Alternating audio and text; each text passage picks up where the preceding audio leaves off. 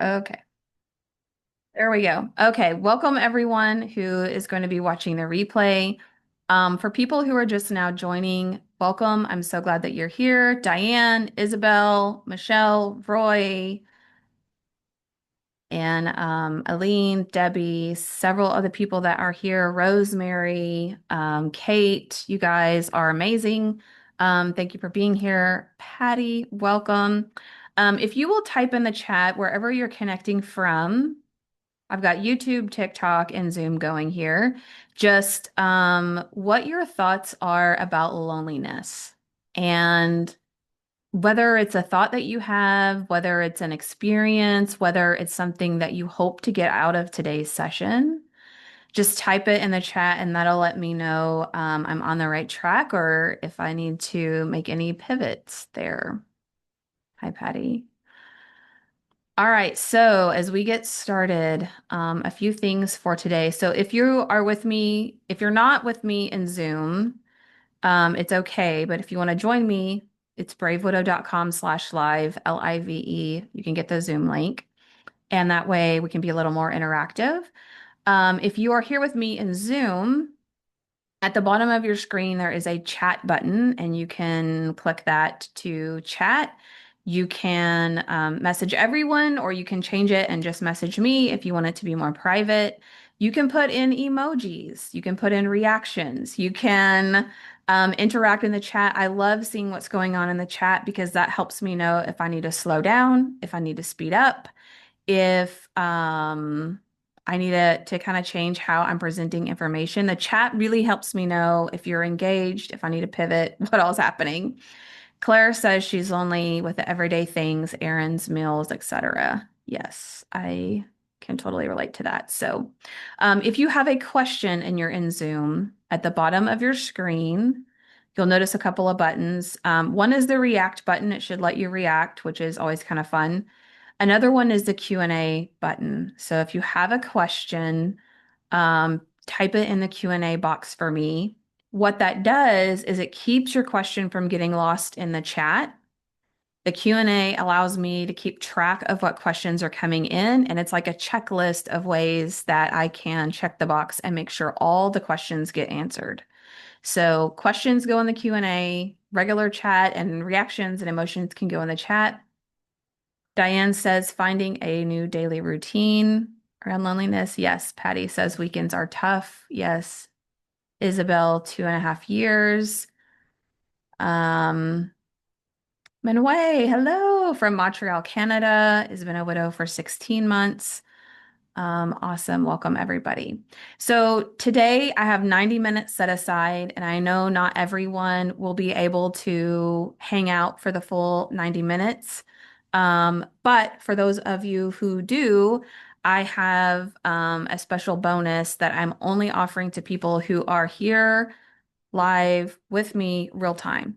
So if you hang out to the end, you'll get to find out what that is, especially if you're not already a member. I know I've got some members that are here with me and some new folks. So welcome. So today I'm going to walk through my story and just share with you who I am, my background, why I'm even here. I'm going to talk through the problem. So the problem that we face in loneliness, why we feel lonely, what the solution is to loneliness. And then, if it's okay with you, I would like to share an invitation to join me as in part of Brave Widow coaching. I'd like to share what that looks like, what you can expect and experience. So, if that would be okay with you to share that, if you'll just type yes in the chat, then I would love to share that with you. And then, of course, we have time for some Q&A. So, before we dive in, Isabel's from Florida. Joyce says she's been a widow since February 2023. Hi, Joyce. I'm going to pray. I'm a Jesus girl. I'm faith-based in what I do, so it wouldn't be right if we started without praying. So I'm going to go ahead and pray.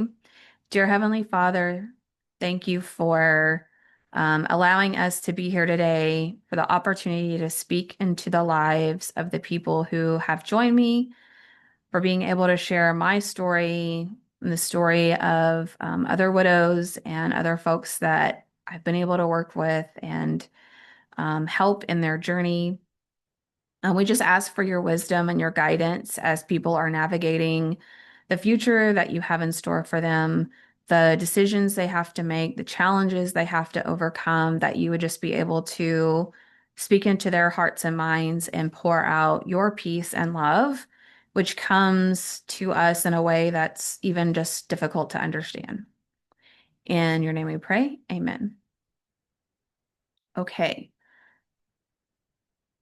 Nikki from a place I cannot pronounce in South Africa. Amazing.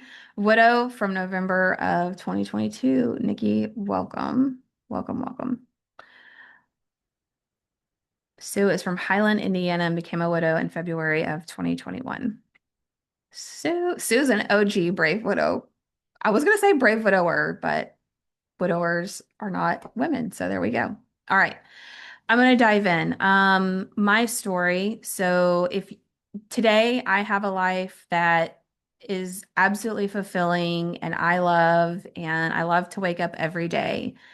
And if you would have asked me 4 years ago, I wouldn't have believed that I would be here at the point that I am today. So 4 years ago, I watched as some EMS workers via an ambulance took my best friend and my husband from my home for the last time, never to return. Nathan and I had been married just shy of 20 years. We have four amazing kids who are teenagers at the time. And we both had been sick with COVID. It was complicated by double pneumonia. And we'd been bedridden for a couple of weeks. And finally, he couldn't get out of bed anymore. So I called the ambulance. They came, they picked him up, and they took him to the hospital. And I remember just feeling a huge sigh of relief. Like I worked in healthcare for 20 years. I told my kids, like, hospitals are where people go to get better. He's going to be in good hands. So I remember when the ambulance took him, just feeling this big relief and this big weight off of my shoulders. Over the next 11 days, he would spend that time in ICU. I was not allowed because I was coming off of COVID and pneumonia and coughing. I wasn't allowed to go see him in the hospital, as many of you weren't allowed to be with your spouse during that time. And I remember I was called into the hospital one day. They said the attending physician wanted to meet with me and just kind of talk about our next steps and what I assumed were the next steps on the road to recovery. But there wouldn't be any next steps. In fact, there wouldn't be any warmth. There wouldn't be any kindness. There wouldn't be even a smile. The attending physician would simply say in a cold tone, "We think your husband is brain dead." And in that moment, I remember like my whole world just stopped. And I tried to wrap my mind around like, how did we get here? How did we go from the ups and downs, getting him to the hospital, to all of a sudden now we're here in this moment? And how am I supposed to go and tell our four kids that their dad has died? So, 3 weeks later, we were supposed to have what would have been our 20th wedding anniversary. We were going to have a big cookout at our house, family and friends over. As you can see on my Zoom screen here, I'd already ordered the t-shirts. 20 years, best friends, Nathan and Emily. Um, 3 weeks later, though, instead of celebrating as a wife and full of excitement for the day, I ended up hosting some family and friends over in honor of Nathan's memory and for a celebration of who Nathan was. Instead of that facing that day with excitement and joy, I ended up facing that day crushed as a widow and now a solo mom to these four teenagers. Several months later, I had this memorial garden built on the side of my yard, pretty much where we were standing in that first picture. And I thought that having this memorial garden would be a great way to honor Nathan and to remember him, and that it would just be this beautiful environment where I could go sit and be at peace and be grateful for our time together. But after it was built, I noticed that instead of being comforted by it, I was tormented by it. Every day it was just another reminder that he wasn't there and he wasn't coming back. And so I remember specifically one afternoon, I was sitting on this bench that you see in the picture here, and I was bawling my eyes out. Like I was sobbing, like the kind of cry that comes from that guttural, like pit of your stomach. And in that moment, my chest hurt so bad, and I thought my heart was going to burst right then and there. Like I wanted to die in that moment. And I remember thinking about my kids and thinking about how even though I was still alive, that I felt like a shadow of myself. I felt like just a hollow version of myself. And so even though technically I was alive, effectively, it was almost as though they had lost both parents. And I remember just thinking like, there's got to be a way to get through this. Some other people, it seems like they've done it. It doesn't really seem clear how, but I remember making a decision, and that decision was that some way, somehow, I have to figure out how to get on the other side of grief. I have to decide that I'm going to live for my kids. And so I stood up. I remember before I stood up, I was sitting there. I closed my eyes and I remember saying, Nathan, I love you and I miss you. And I can't live like this anymore. I have to be able to move forward. And I remember standing up and walking inside and deciding that this was going to be the time that I learned everything I could about grief. So over the next few months, I bought all the books. I went through the courses. I went and obtained two coaching certifications, one through Grief Recovery Institute.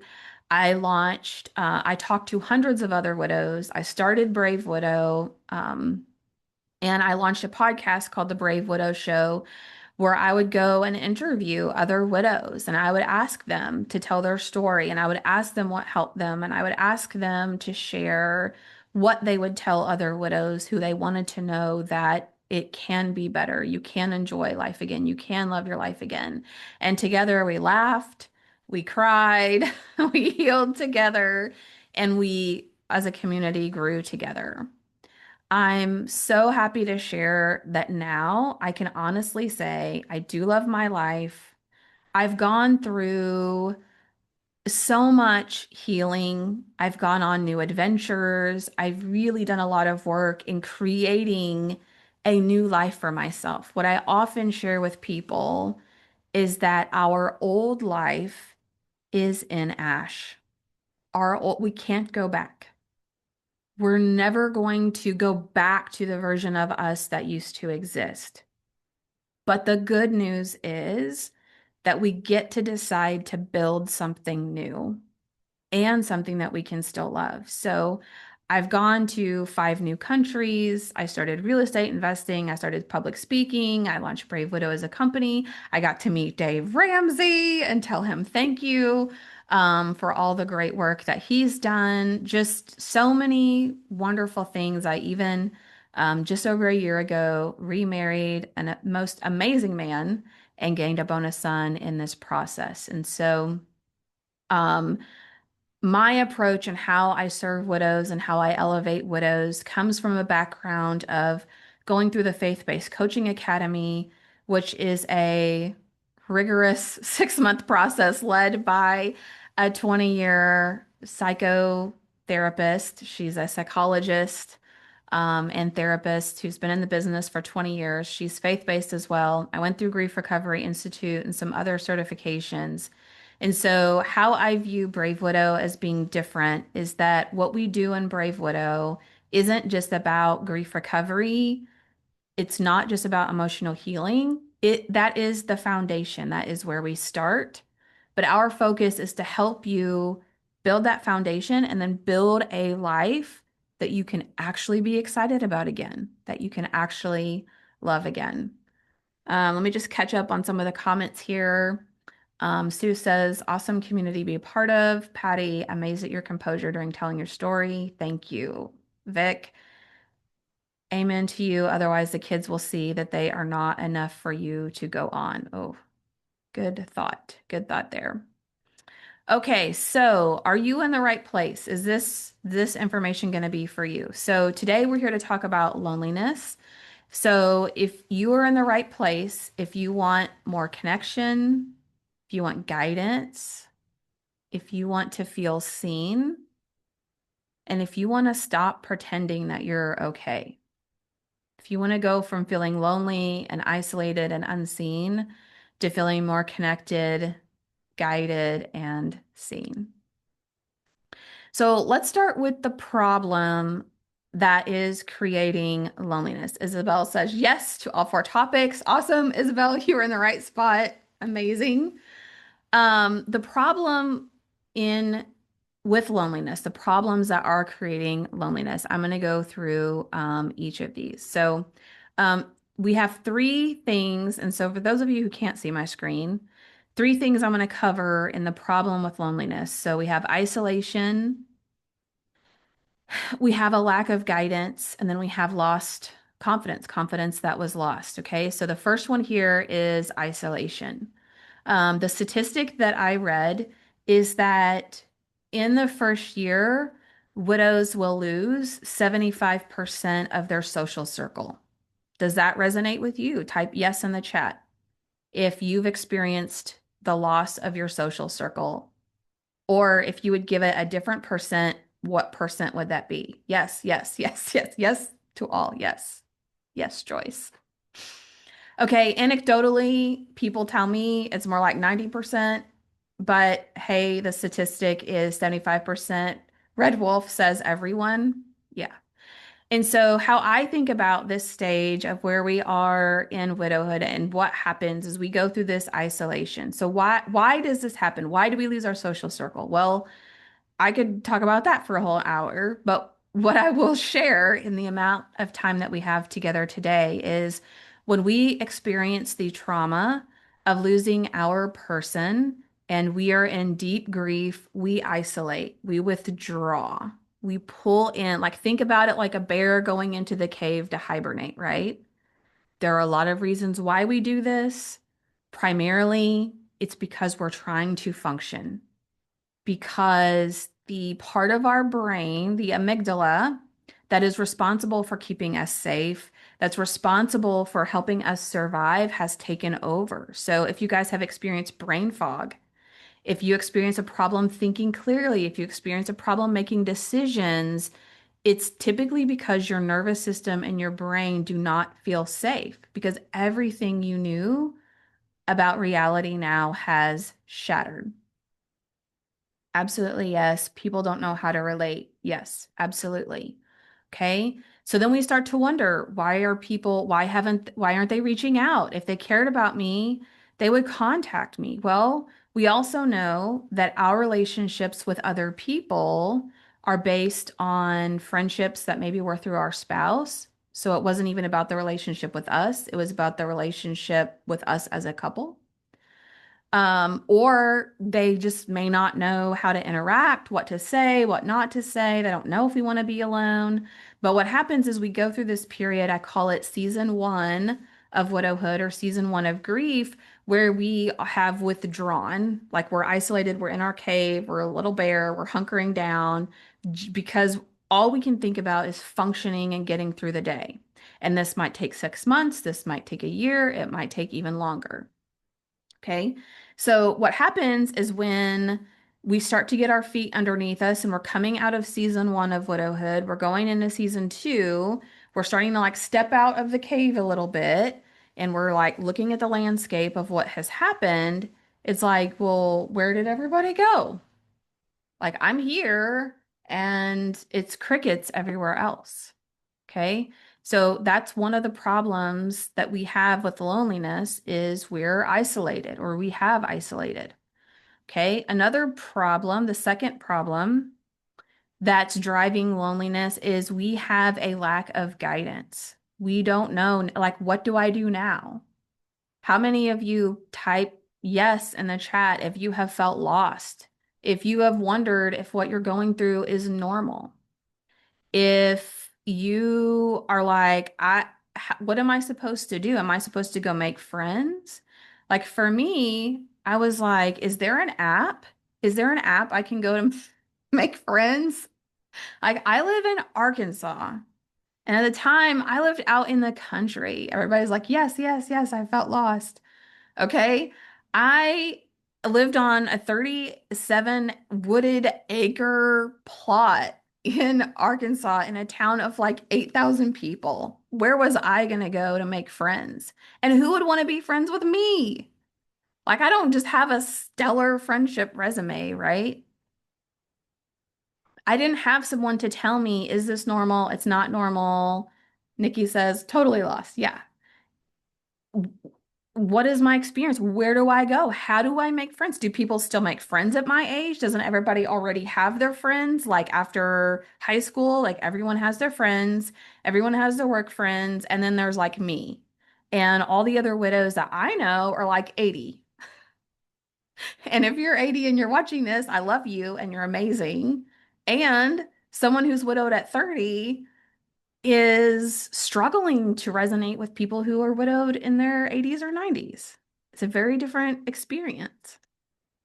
Okay, so that's the second problem is we don't have guidance. We don't have someone to guide us. The third problem is that we have lost our confidence.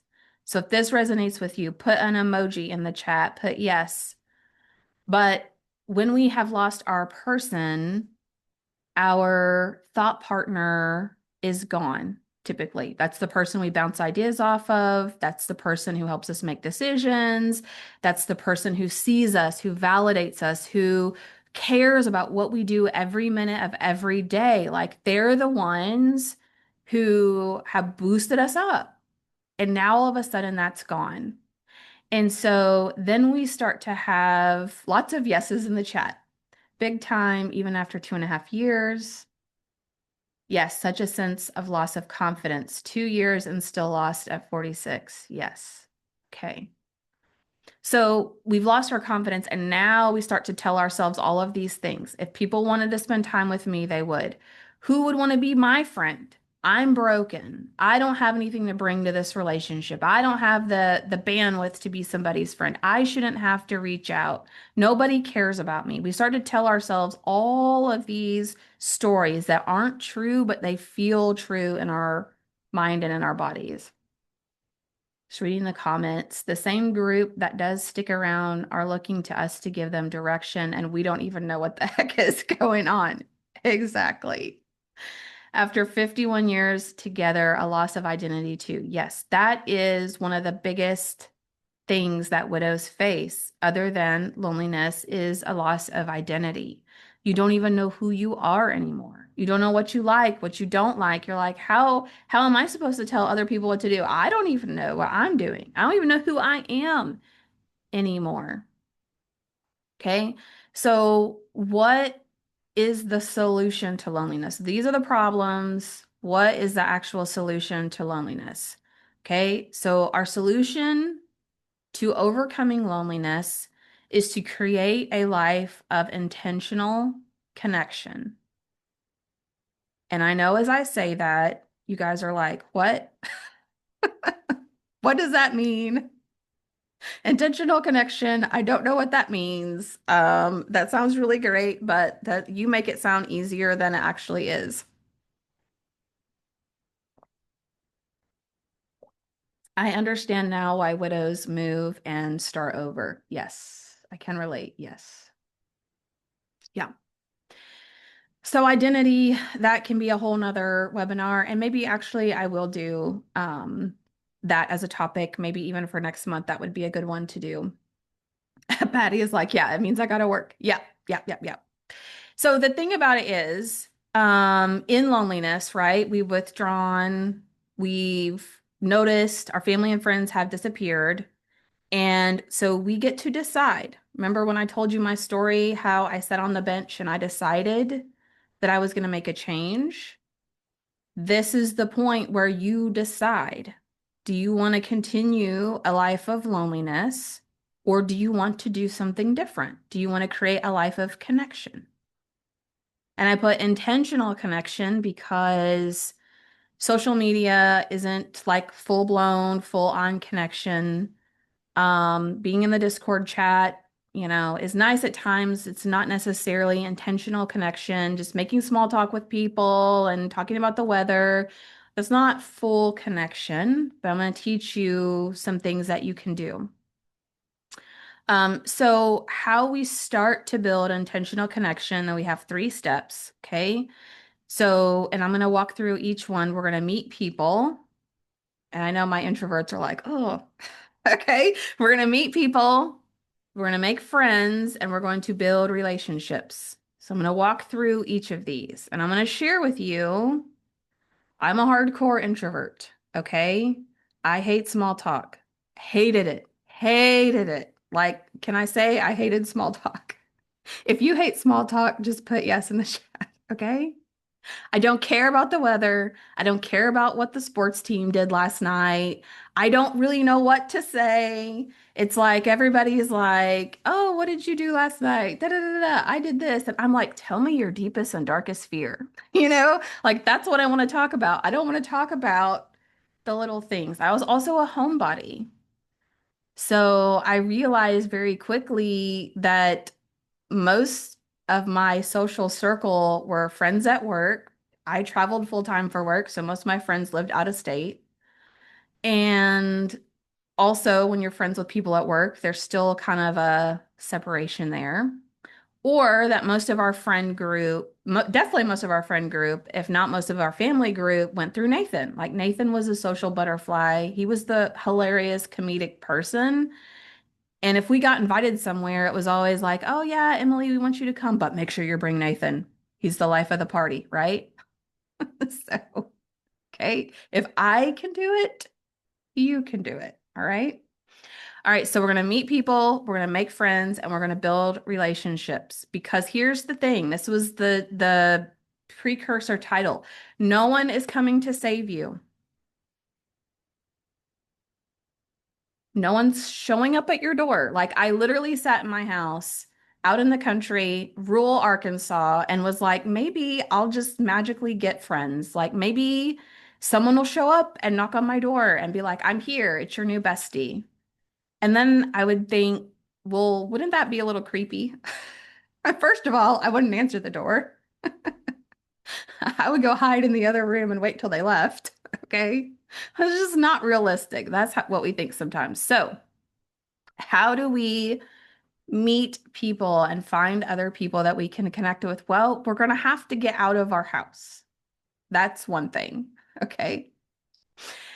And we want to be very intentional and come up with a plan for how we're going to meet people, make friends, and build relationships. We're not just going to like throw ourselves out there with no plan. We're going to come up with a plan. Okay. So when I coach widows, I tell widows there are 3 types of people that you want to find and that you want to build relationships with. And it's important you choose from each of these 3 to build like a good support structure here. Okay. The first group that you want to go and meet or that you want to build relationships with are existing family and friends. So think about existing family and friends that you want to build relationship with, that you want to nurture a relationship with, okay? We don't need 20 people. Let's pick like 2 people. If you only got one person, that's fine.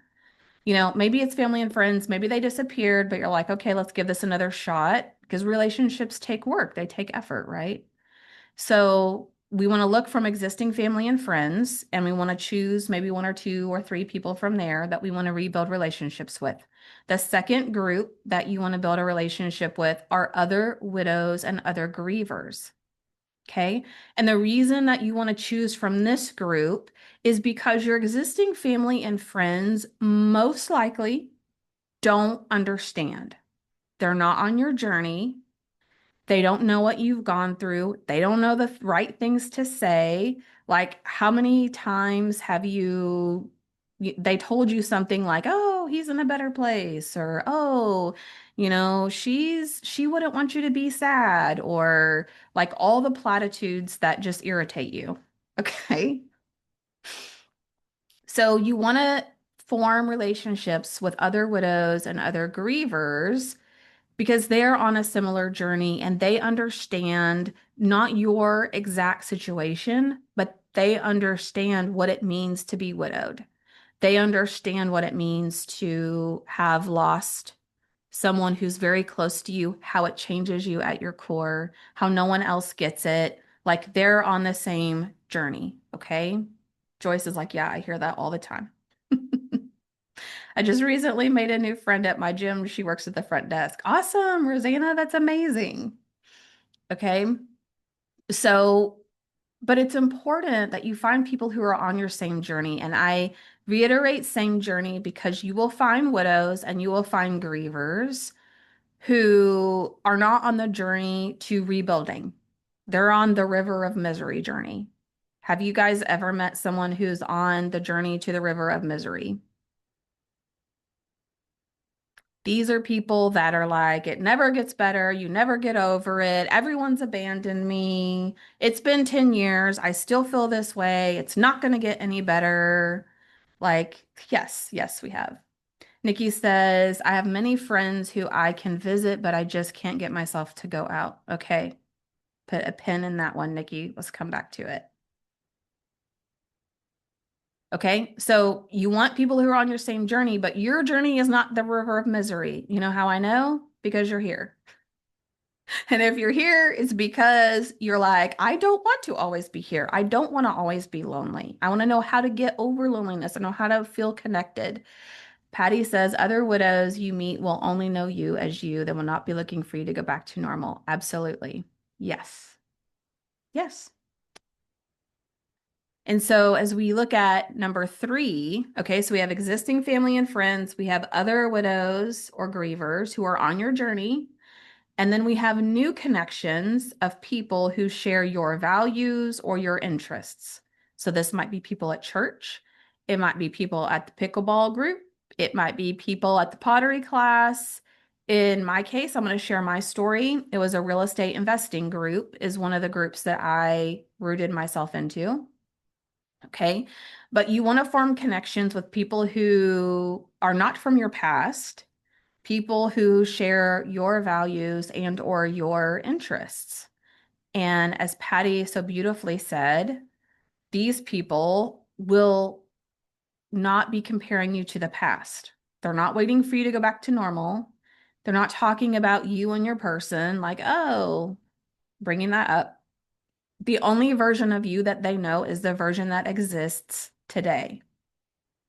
And that could be a really lovely thing to know that you are meeting other people who are like, I see you just as you are, and I want to be your friend.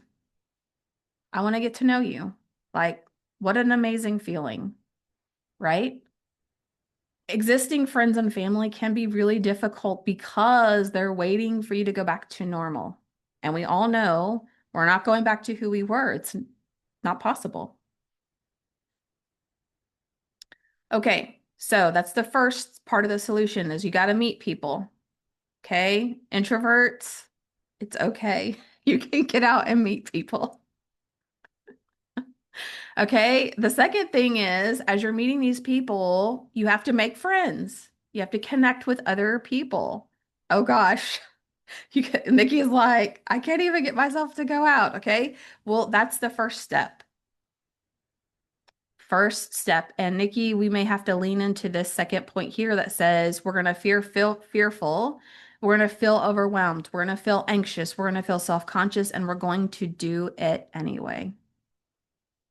So, one of the top things I help widows navigate is taking action and taking that next step forward, even though, even though you're afraid, even though your anxiety is through the roof, even though you feel self-conscious, like, oh, I'm self-conscious about how I look and how I'm talking. Am I taking too many sips of water? Like that's a real thought I've had. Okay. Are they going to think I'm drinking too much on the Zoom call? Um, all of the things, right? Like how to navigate the unknown, how to navigate the uncomfortable situations. This is one of the top things that I help coach widows on. So, how do we make friends? How do we connect with other people? I don't know what to say. I don't have enough time. Actually, this is one of your bonuses for being here with me today. So, for anyone if you're already part of Brave Widow, you already have access to the course on how to meet people and make friends. If you're not part of Brave Widow, for my TikTok people, you can DM me. Otherwise, I'm going to have you send me an email at the end at emily@bravewidow.com. And I'm going to send you the course on how to meet people and make friends. Okay. So I don't have time to go over it today. So that's your free gift just for being here with me, because I'm going to tell you how to start talking with people, how to get through the small talk. All of that's going to be in there. So, the number one tip, though, that I can tell you today is to be curious about the other person. Okay. People are most comfortable talking about themselves. People also don't get a lot of time to talk about themselves. I mean, think about how many times you've been talking to someone and you're like, maybe this is in your past and you're like, oh, I'm going to go on vacation next week. I get to go to Florida. And the person you're talking to says, oh, yeah, well, I went to Florida once and I went here and it was amazing. And it was even more amazing than what you're doing. And you're just like, okay. And they're not being malicious about it. They're just trying to connect. But think about in life, unless you're talking with your therapist or your coach, how often do you just get to talk about you? And all the attention's on you, and the other person is super interested about you. Okay. You are going to be that for the other person. Okay. You're going to be curious about them. You're going to ask them questions. Like if, as you're talking to someone, they say, oh, yeah, I just went on a trip. I went skiing. Instead of just being like, oh, that sounds fun, ask them questions about it. You could ask them things like, oh, well, what got you into skiing? How did you start that? And then they tell you about that. And it's like, well, what do you love about skiing? Like, I would be terrified. What would you tell someone who's never skied before? Like, what would be your tips on like how to ski? What would you tell someone new? And if you will be curious and ask those questions, just digging a little deeper to get to know the other person, you are going to see them light up. You are going to see them just be thrilled at the fact that they get to talk about something that they love and they get to share that with someone else who's actually interested and wants to hear. And guess what? By being curious about the other person, it takes the spotlight off of you. It takes the pressure off of you to be like, I don't know what to say. I don't know what to do. Just be curious. Ask questions of the other person. Okay, it's a great place to start. And then what will happen naturally most of the time is that after you've talked to that person for a while and you've been asking them a bunch of questions, they're going to be like, oh, this person is so great to talk to. And oh my gosh, I don't know anything about them. I should ask them some questions. And then guess what? They're going to ask you questions and you're going to know what to say because they're asking you questions. So being curious and creating space for another person to share about themselves and their experiences and all of that will help create this really nice flow of a conversation and allow for deeper connection. So if you hate small talk, one of the ways I started looking at it as an introvert was like, okay, how fast can I move through the small talk into a more meaningful conversation? Like the small talk is the necessity of just walking up to someone I don't know and having a conversation. Like you kind of have to start there. but it's okay. We don't have to stay there. And so I always kind of looked at it like an experiment or a personal challenge. Like, how fast can I get out of the small talk and go a little deeper and go a little deeper and go a little deeper? Right? And the number one way is to be curious about the other person. Okay. You're also going to feel the fear, the anxiety, the self-consciousness, and move through it and do it anyway. And again, this is one of the top things I coach people on because it is hard. It isn't easy. Um, I made some videos about how to make friends, and I love when the comments are like, "You make this sound so easy," and it's not easy. And it's like, here's the thing. Okay, it's not easy. It is hard. It feels hard. It just feels overwhelming, but it's simple. It doesn't have to be this big, like complicated thing. So I'm not saying it's easy, but I'm saying it's simple. It's a simple process that you can follow. Okay. And then your goal is to make this a routine practice. You want to practice small talk. How do we do that? Well, when I go to Starbucks and I get a cup of coffee, I'm practicing small talk with the cashier. Or maybe when I talk to the barista, I'm like, I'm curious, what's like the best thing about working here at Starbucks? Or maybe I ask a cashier at the grocery store, what's been like the craziest customer, like what's the craziest thing you've ever seen a customer do? Now, am I going to stand there for 30 minutes and talk to that person? No. But what that practice does is it gets me out of the habit of doing the robotic exchange, right?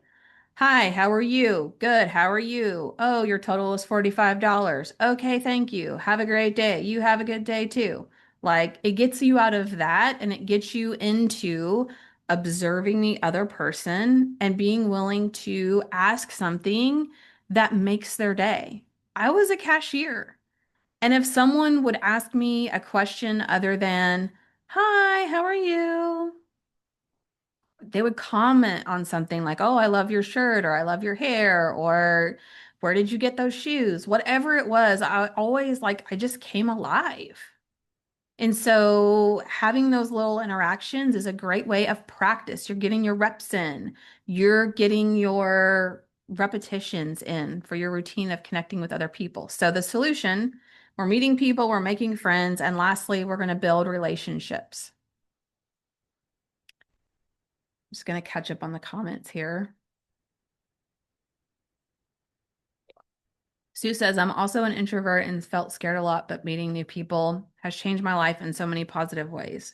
Yeah. And I'm going to share one story of my own experience here. Good morning. Um, it's afternoon for me, but it's probably maybe morning where you are. Um, okay, so how do we build relationships?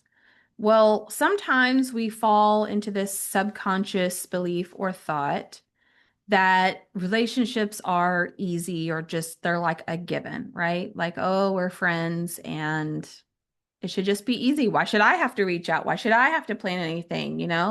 If somebody cares, they should reach out to me. But I want you to think about um, a close relationship that you have had. Maybe it was your marriage, maybe it was your relationship with your person. If you don't put in effort in any relationship, you're going to either move into a very like routine state. And maybe for some of you, that's where your relationship was. We wake up, have breakfast, go to work, come home, watch TV, go to bed. It's the same every day, every day, every day. And then sometimes what happens, and one client I'm working with, their kids leave home and they're looking at each other like strangers. Like we don't even know each other as husband and wife. We just know each other as mom and dad to these kids. Okay. So any relationship requires effort. If you want to go on a date with your spouse, you needed to plan it. If you wanted to see your BFF, you had to make time for her to come over, for you to go there, to go to the movies or a concert, whatever it is. Like to have a strong relationship actually requires effort. So if there's a relationship that you don't want to hold on to anymore or you want to get out of, one of the things I'll coach you on is to like stop putting in the effort, stop responding, allow for distance to naturally happen over time. Because if you're not putting any effort in, there's not going to be a relationship there. It's just not. So part of this is the reality that building a relationship requires effort. It's worth the effort though. So what kind of effort does it take? Well, we have to make specific invitations to people. And I want to see if one of my Brave Widow peeps is on because I'm going to share. Okay. I'm not going to share her name, but I'm going to share something that she shared with me. But we have to make a specific invitation. So put yes in the chat if you've had relationships or friendships with people and you can't even count the number of times that you've said, we should get together sometime. We should go have lunch sometime. We should do dinner sometime. We should go to the movies sometimes. Put yes in the chat if that is you. Like you even maybe today, you know those people that are always like, we should really get together. And you're like, yeah, we should. And then you never do. Yes, yes, yes. Okay, well, guess what? There's one solution to that problem. Guess what it is? Oh, making a plan, actually inviting them to go do something. So I have several friends that if I wait, like for some day to come, it's never going to come. But the instant I say, hey, what do you got going on Friday? Let's go to lunch. How about this time? And maybe they say yes and it works out and that's great. And maybe they say, oh, I can't do Friday. Can we do Tuesday? But making a specific invitation, planning a specific time is going to let you know, one, if that other person is really serious or they're just saying that to be nice, you know, and some people have examples of that where it's like, oh, they always say no, they're always busy. Okay, let that person go. But two, if they can't do it on that specific day, then you'll know another time that you can do it.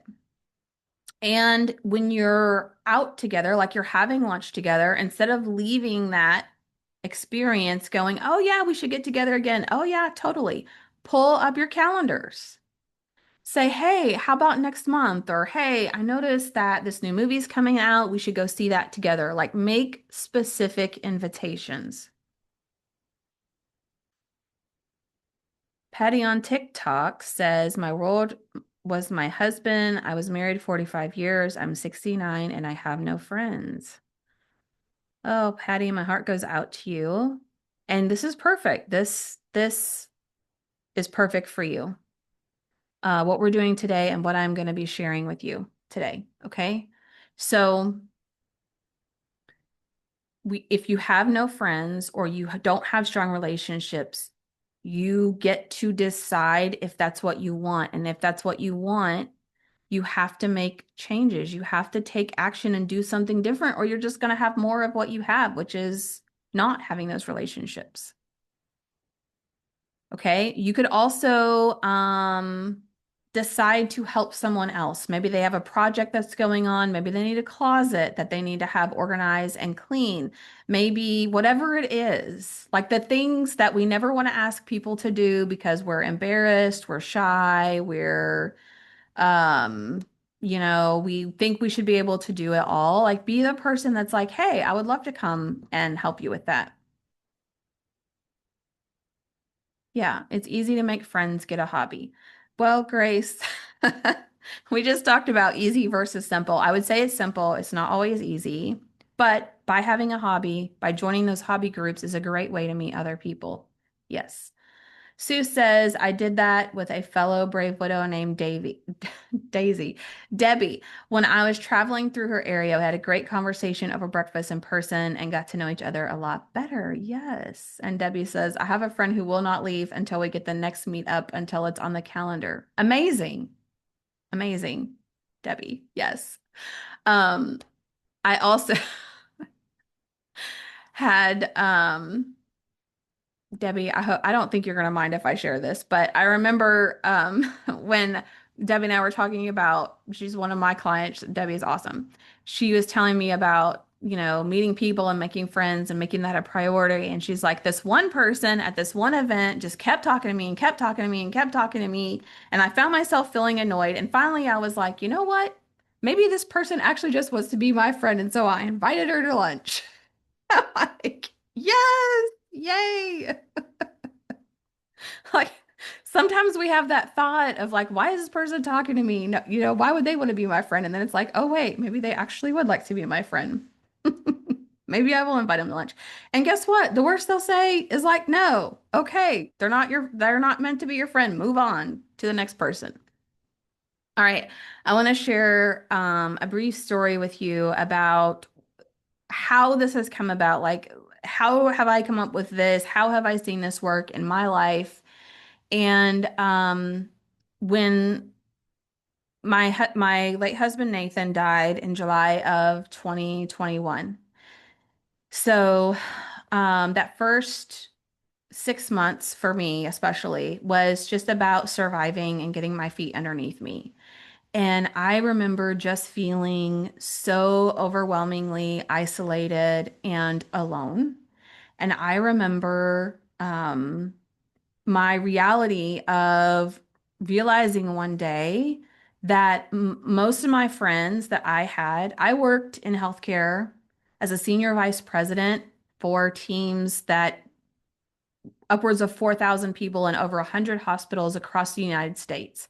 Had a very demanding job. I traveled 75% of the time for work, so I was gone a lot. I didn't have a lot of energy to make friendships with other people. And because I worked such a demanding job, I found it hard to relate to other women that were struggling to do like just daily life.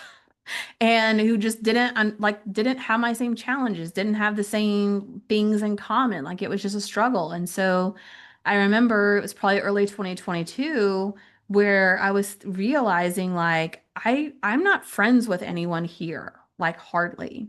I mean, people that worked for me live nearby me, and I had a great relationship with those people.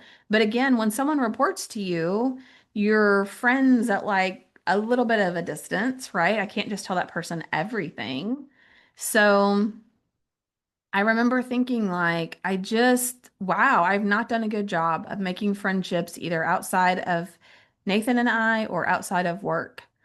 And I also was trying to figure out what things I might be interested in the future and what places I could go to meet people. And I'm a lifelong learner. I love to learn. So I wanted to go to a place where I could actually learn some things.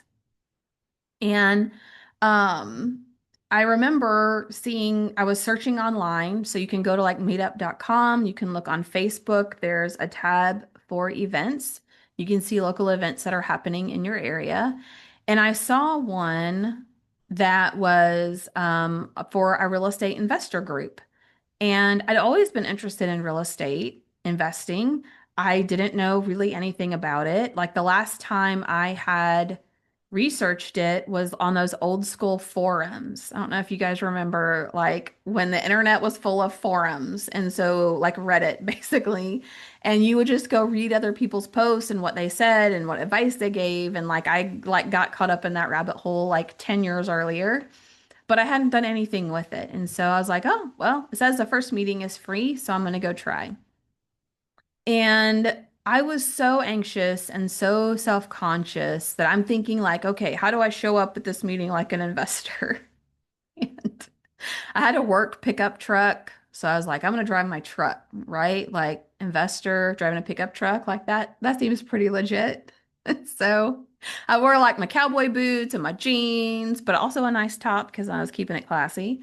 Drove my truck and I went early because I'm like, I got to figure out where's the building, where's the entrance. Yeah, who was laughing at me? Where am I going to go in? So I get there early. I find the building. I park in the truck and I sit there for 20 minutes. 20 minutes, people. I sat in that parking lot, this trying to decide whether or not I should go inside. And so here were all the things swirling around in my mind, right? I don't know anyone in there. I'm not an investor. People are going to laugh at me. Are they going to be nice to me? Are they going to say, well, what are you doing here? You don't belong here.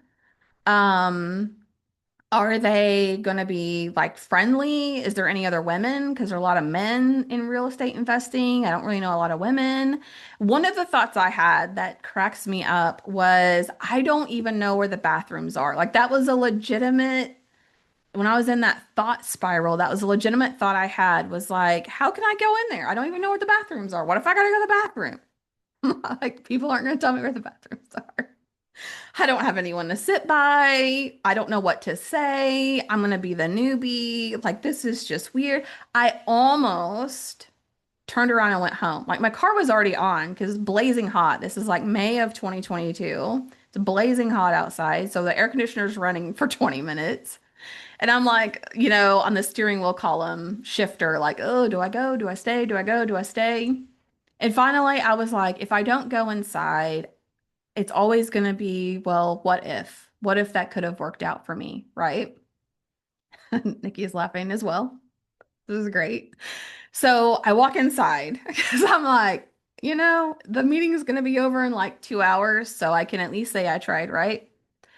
So I go inside and they had like the numbers on the name tag, which meant that you had to go sit wherever your random number is on your name tag. And I'm like, oh, great. We got to do this networking thing. Ugh.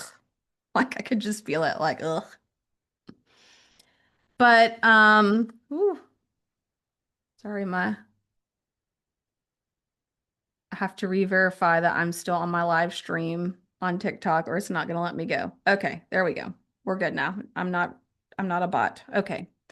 Um, so I walk inside, I get assigned to my table. I'm doing this forced networking, which is like hell for me as a person. But I really met some amazing people, and the people there were super friendly, super encouraging.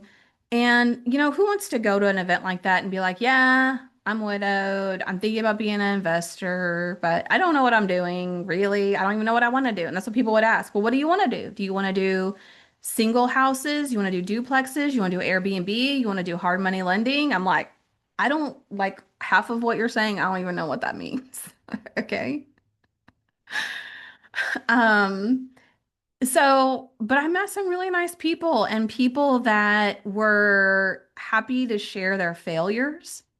They were happy to share what had worked for them. They were like, "Oh, it's okay that you're new. Like we like when new people join. And here's the thing, like everybody's going to have their opinion on real estate and you have to find what's going to work for you."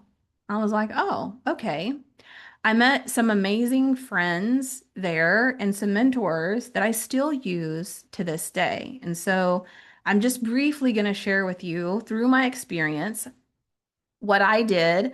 I invited people to lunch to pick their brain, ask them their experience, ask them what they would, why they liked what they did in real estate and why they would tell somebody to pick that and what they thought I should do based on what they know me.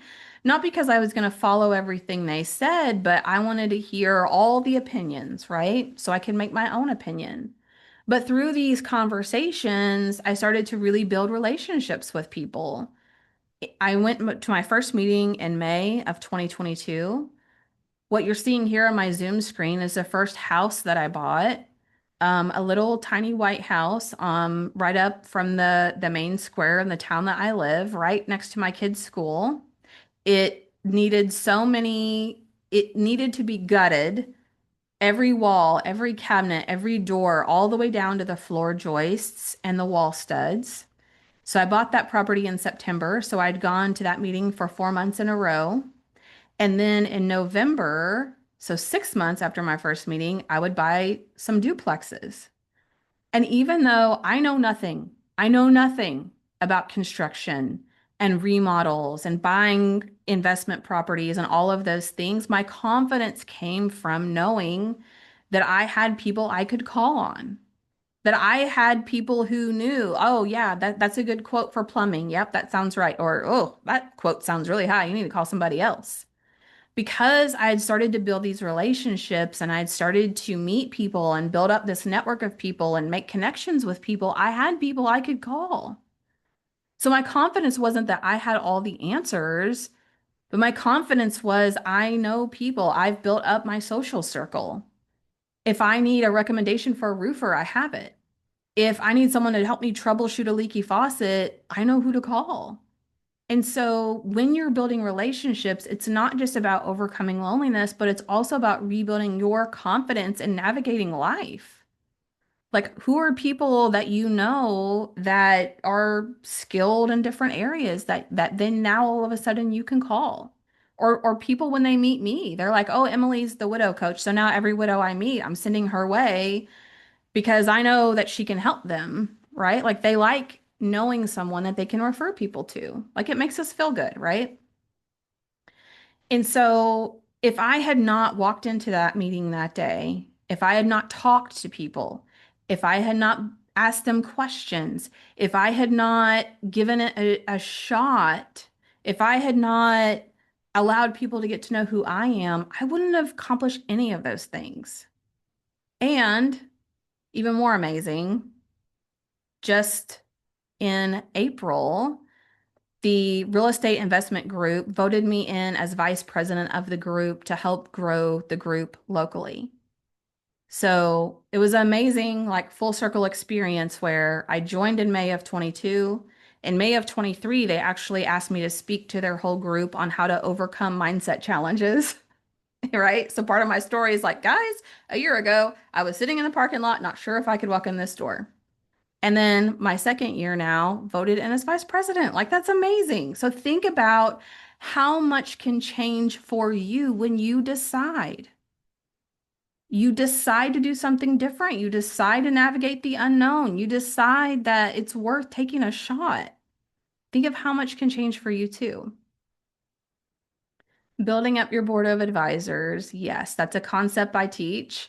Um, how to build up your board of advisors to help you make decisions and build your confidence. Congratulations. So awesome. Oh, thank you. Thank you. Thank you. So here's the thing, a life of intentional connection is possible for you. So, like my folks on TikTok are saying, like, I have no friends, or I'm lonely, or I can't make myself get out of the house, or I can't do X, Y, or Z. The reality is, what I want to call you to is that this is absolutely possible for you.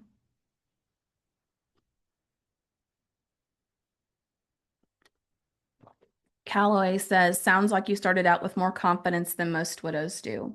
Well, I don't know. I tried to tell my story where I had no confidence and I was sweating in my truck for 20 minutes, afraid to walk into a meeting because I didn't know where the bathroom was. So I don't know that most widows have even less confidence than that, but confidence is something that you build. It's actually an entire module I have inside the Brave Widow community on how to rebuild confidence because that's one of the biggest problems and challenges that widows face.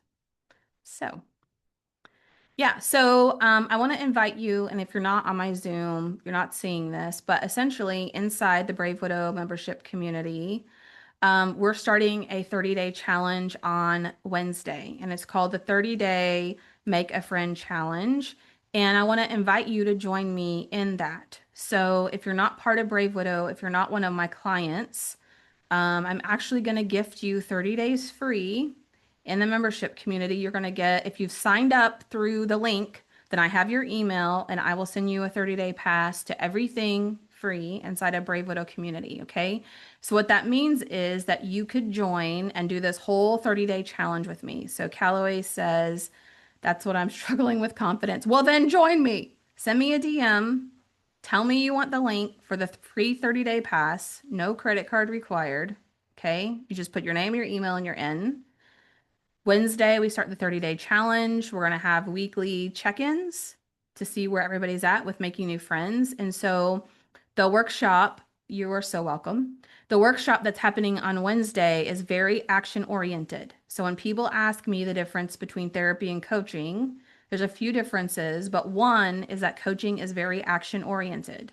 So it's 2-hour workshop because what we're going to do is you're going to actually start taking steps on the challenge, on the call. So I'm going to have you go look up events that you can go to in your area. I'm going to have you make a list of people you currently know that you want to build a relationship with. And I'm going to help you write down things that you're going to say to invite them to do, to re-engage with the confidence. Joyce, I'm struggling as well. Chief, I have no confidence. Yep, just send me a DM. I'm going to send you the link. I can help you with all of that. Okay.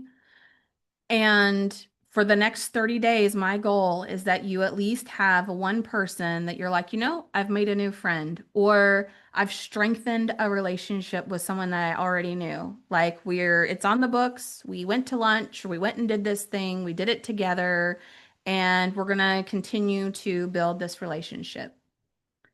Nikki says, I realized I can phone a friend and set a fixed date that will force me to go out. Hey, sometimes that's what it takes, right? Like, think about it, Nikki, from the aspect of when you have a gym membership, you're not really like super motivated to the gym. It doesn't really cost you a lot, maybe. Like, have you guys seen those like $10 a month memberships or $20 a month gym memberships?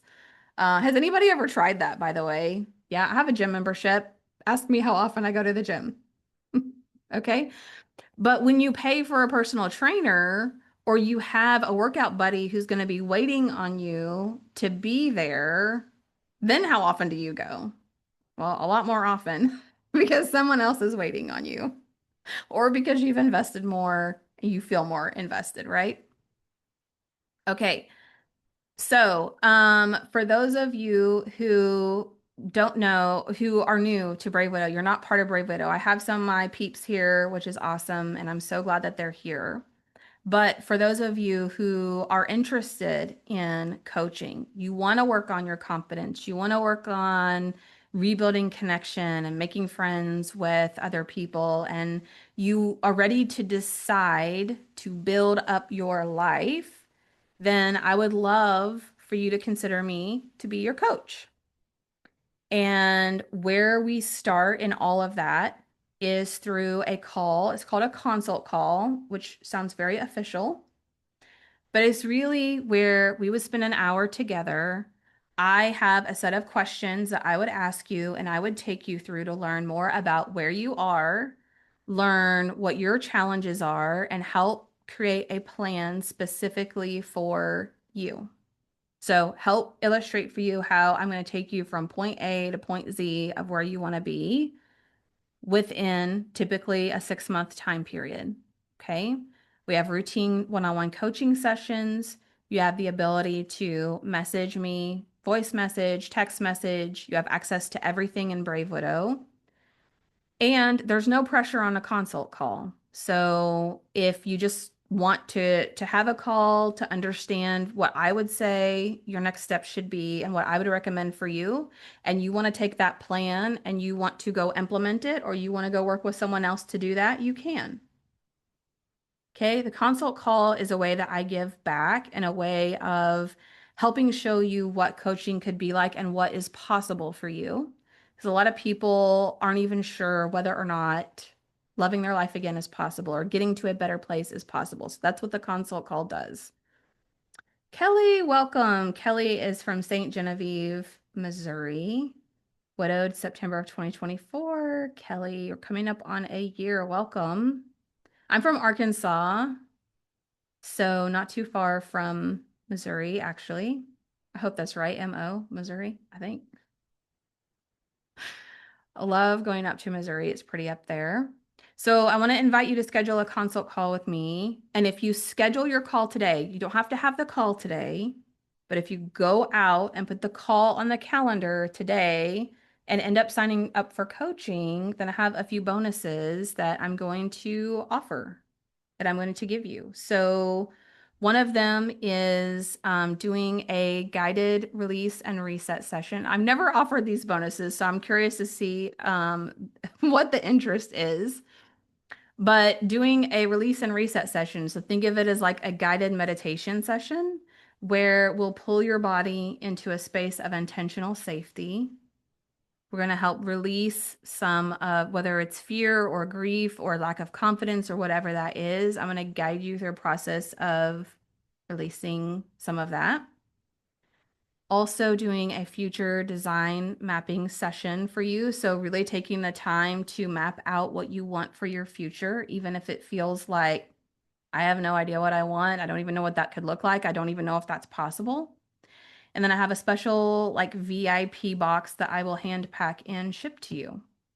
But you have to go out today to schedule your consult and just get it on the calendar. And you could do that by going to bravewidow.com or bravewidow.com/fast. Either one will get you in there so that you can get the bonuses if you decide to sign up for coaching. And I would love to be able to do that for you.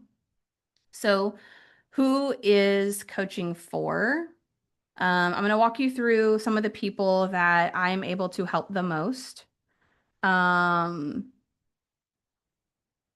B5, I'm just reading through some of the comments. So, before we have like 20-ish minutes left. So, if you will comment, if you're on Zoom, comment in the Q&A box, ask your questions there. If you're watching me on YouTube or TikTok, put your question in the comments. I want to make sure if you guys have any questions about what I've covered today, loneliness, confidence, rebuilding relationships, that I answer those. So put your questions in the comments. If you're on Zoom, put it in the Q&A and that'll help me keep track of it a little bit better. Patty says it's one of the best investments you will make. You'll be surprised at how helpful it can be. Also, having Emily walk along your side is a blessing. Thank you, Patty. I love you. Sue says Emily is such an amazing coach on so many levels. Started first with a loving and caring heart, offering so much in the way of support and tools on the journey forward. Thank you, Sue. Sue's one of my first Brave Widow peeps. Can we access the replay? Yes, I'm going to post the replay. So Lily asked, can we access the replay? Yes. The replay will be on YouTube, and if you're on my email list, it'll go out through there. You can go to bravewidow.com/live and sign up there to get the replay. Or if you send me a DM, I'll send it to you as well. No problem. Roger says it'll be 5 years next month. It does get better. It just takes time. There's lots of dark days. So, Roger, in the most loving and caring way, what I will share about it just takes time. So, one of the best things that I learned from the Grief Recovery Institute, and one of the quotes that I actually use from them is the key to recovery and grief is action and not time. So how I think about time as an analogy is that time is an ingredient in the recipe to being able to heal and to build a life that you love, but time is not the only ingredient.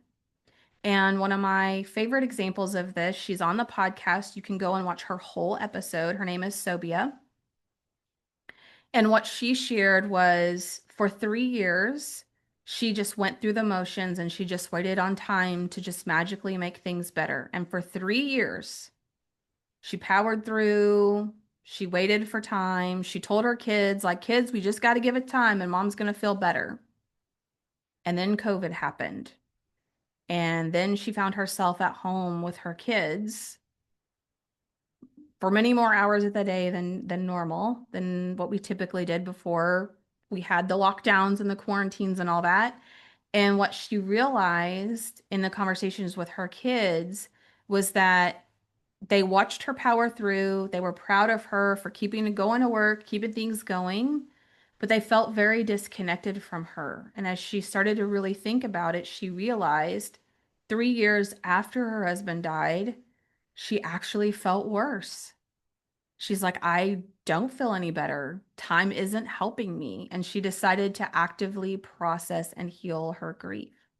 So it was a great comment. I treated it like a question. But time, time is a component, right? Like no matter how much I teach you today, tomorrow you're not going to feel 100% better and you're never over it, right? But also, I know so many widows, it's so heartbreaking. I know so many widows who have waited 3 years, 5 years, 7 years, 10 years, 20 years, and they still feel like they felt in the beginning. And if you go on Facebook groups, if you go on forums, you're going to find those people who will tell you it never gets better. Put yes in the chat if anyone has ever told you that. It doesn't get better. There's no finish line. You don't get over it. It doesn't get better. Like, again, these are the river of misery people that I talked about, right? Thank you. Makes sense. We have to move forward for sure. Yes. And to your point, we move forward with our person emotionally. We don't leave them behind. We move forward with them. As a griever, time is literally just standing still for me. And Callaway, I can help you with that for sure. In the early days of grief, we want to slow down. We want to create intentional safety for ourselves, and we want to process our grief and our hurt. And it does feel like time stands still, and it feels like everybody else and all the world around us is moving forward. And we're stuck standing here going, well, how dare everybody else live their life when my whole world has stopped? Like, how can people just keep moving on? And for me, time is standing still. Absolutely. Yes. Yes. I know. I know. So there are things that we can do in that things that will help you move forward is to process your grief and your hurt. And you probably have heard people say the only way out is through, which is true. And some days, I'm sure some of my clients who are on Zoom will tell you, some days it doesn't feel like you're moving forward, but I can see it and I can help you see it. The things that you're doing to heal and to be able to move forward. Okay, so any other questions, feel free to type them in the chat. Do you guys feel like this was helpful for you in knowing how to overcome loneliness? Um, One last thing that I'll share as I'm waiting for some more questions to come in. I'm going to give everybody just a minute here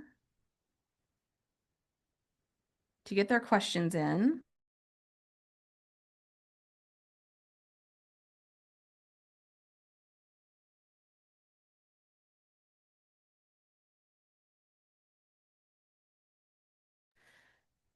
Okay.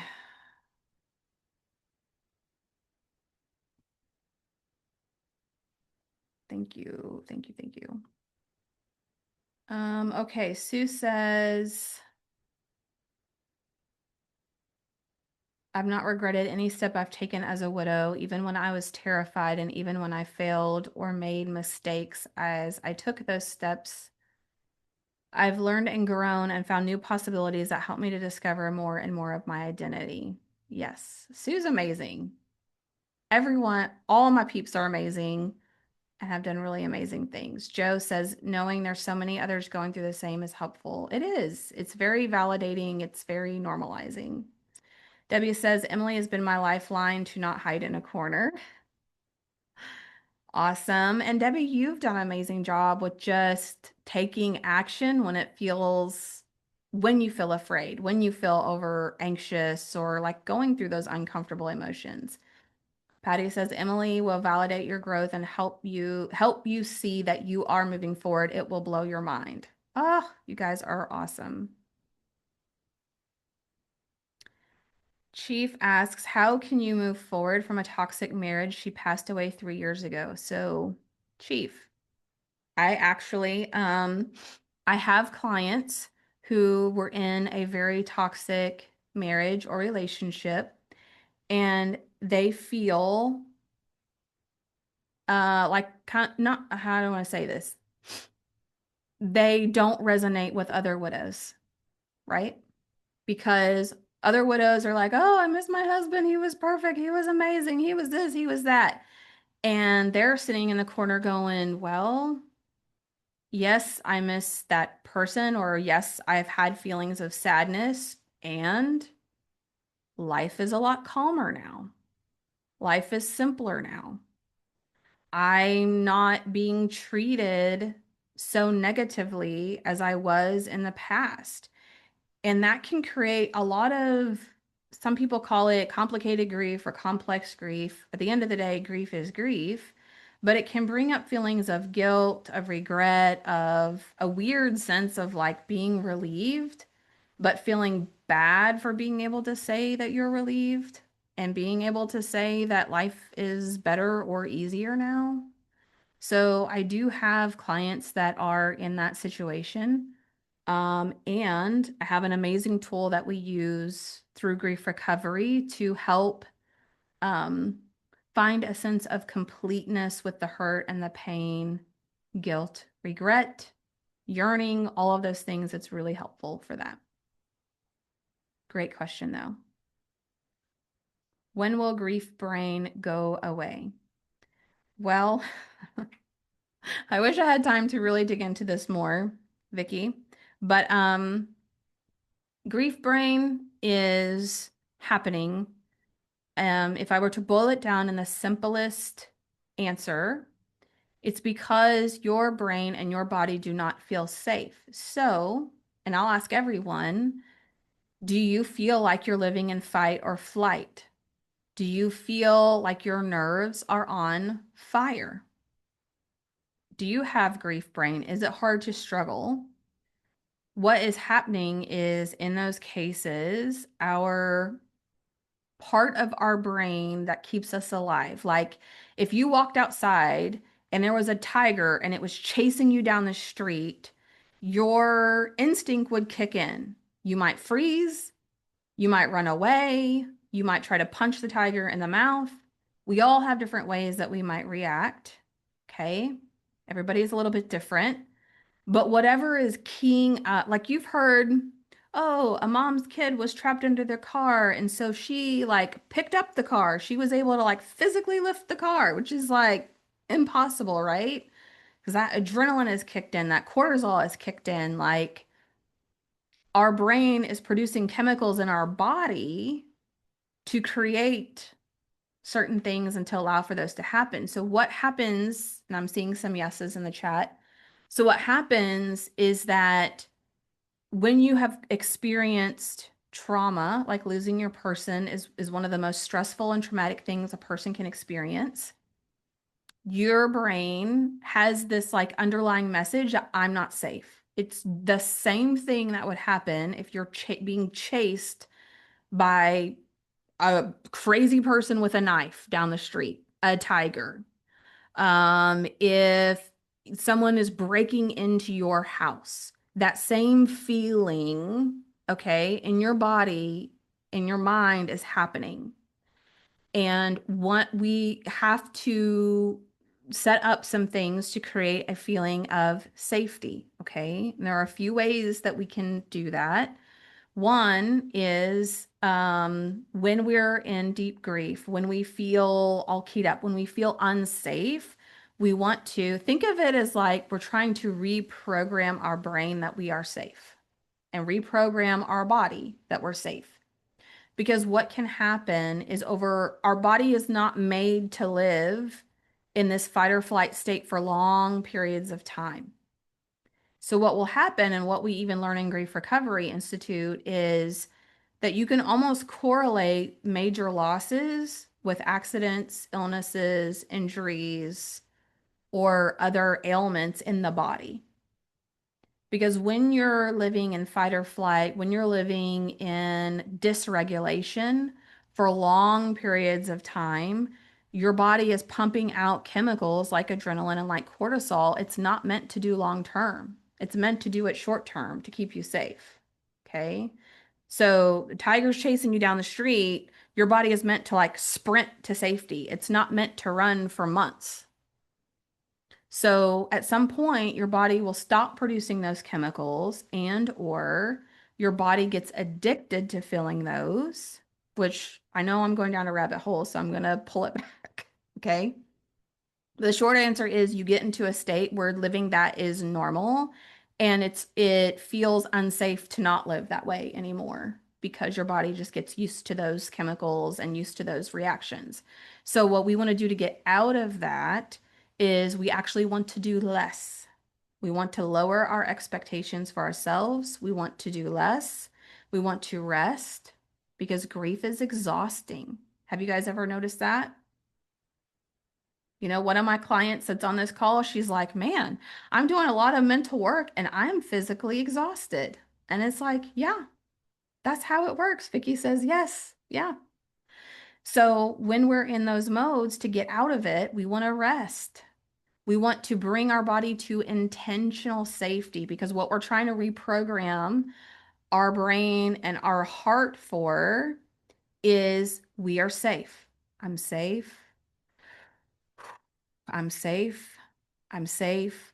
I'm safe. So you don't feel like you have to be keyed up all the time and be on edge and be hyper alert of everything that's going on, right? A pen drops on the floor and you jump like it's a gunshot or something, right? And so that might be meditation. It might be taking a walk. It might be getting a massage. It might be breathing exercises. It might be drawing or gardening or doing puzzles. There are a lot of things that you can do to bring your body into intentional safety. And so we want to do that over time. We also want to work on emotional healing. Debbie says, I slept for almost a year. Yes. Great, Sue. Grief is very exhausting. So many times I didn't want to get out of my covers in my bed. Yes. Joe said, I thought I was resting, but now I have shingles. It's been almost a year, and now my body is reacting to this past year. Yes. Excellent, excellent observation, Joe. And there's also, so Grief Recovery Method is amazing book, an amazing program. I highly recommend it. Also, there's a book called The Body Keeps the Score, which helps you tie physical ailments, chronic back pain, all kinds of issues, helps you tie that actually to something that's mentally or emotionally left unprocessed for you. So by addressing that, by addressing your heart and your mind, you address the thoughts that you have, you address the chemicals your brain triggers the body to produce, you address physical changes in your body and in your mind. It's crazy. It's amazing. Okay, so we've got just a few minutes left. Vicky says, thank you. You are so welcome. Patty on TikTok says, do you have recommendations on where to start dating again? Yes, send me a DM. I have a whole course on that. I'll send it to you, no problem. Um, okay, so I just want to talk briefly about the 4 seasons of widowhood, just because I always think this is super helpful. And I'm curious where you guys think that you are.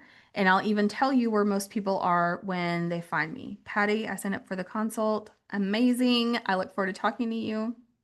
Jim, I feel good, but my body doesn't. Oh, interesting. That would be interesting one to explore for sure. Okay, so the 4 seasons of widowhood. The first one is in devastation. This is in survival mode. So this is when, and I know I'm coming up on time, so if people need to go, totally okay with that. But I think for people who are interested, this is helpful. Um, 4 seasons of widowhood. So the first one is devastation. This is when you're in survival mode. This is when you are feel overwhelmed. You can't stay organized. It's hard to function. Again, this is like, this has just happened. Maybe it's been 6 months, maybe a year, maybe even potentially longer. I know some people it's lasted years, but you feel like you're drowning is like the best way to describe it. Like you just feel like you're just trying to survive. Okay. That's what I call season one. Season two, desperation is more maintenance mode. So this is where you're starting to get your feet underneath you. Your Joyce says, thank you for this. I'll be signing up. Awesome, Joyce. I look forward to talking with you. So season two, we're in maintenance mode. We have our feet underneath us. We have a new routine and we hate it. We hate the new routine. We're like, is this my life now? Like this? So for most people, season two, maybe you've done counseling, maybe you've done grief groups. And about half the time, people feel it's helpful, and sometimes they don't feel it's helpful, and it's okay, whatever. Your experience has been either way. People feel, even if they feel counseling has been helpful, they're like, okay, yes, it helped me process things. And I'm like, now what do I do? Like, what is next? Is this like, this is the next 40 or 50 years of my life? Really? This? Okay. This is where most widows tend to find me. So then we have season three, which is exploration or discovery mode. So this is where we start to try new things. Maybe we're going new places. Maybe we're trying new hobbies. We're trying to figure out who we are. And we try to do something positive, and then we have a wave of grief that knocks us back down. And then maybe we try to do something again, and then grief knocks us back down. And this is where most widows get stuck, is this loop right here. Because you start to question things like, is this worth it? Am I doing this right? Is this normal? Why am I even trying this? Like, my person's not even going to be here. Why would I even, like, what's the point? Right? Okay. But in season three, as you start to come out of this loop, right, we start to coach you out of that, then you start to get to have a little bit of fun. And you start to be like, oh, I went to this new thing and actually I had fun and I didn't feel guilty about it. Or I started to feel guilty, but then I remember what you coached me on and I got myself back out of it, right? Season three is like learning how to ride a bike for the first time.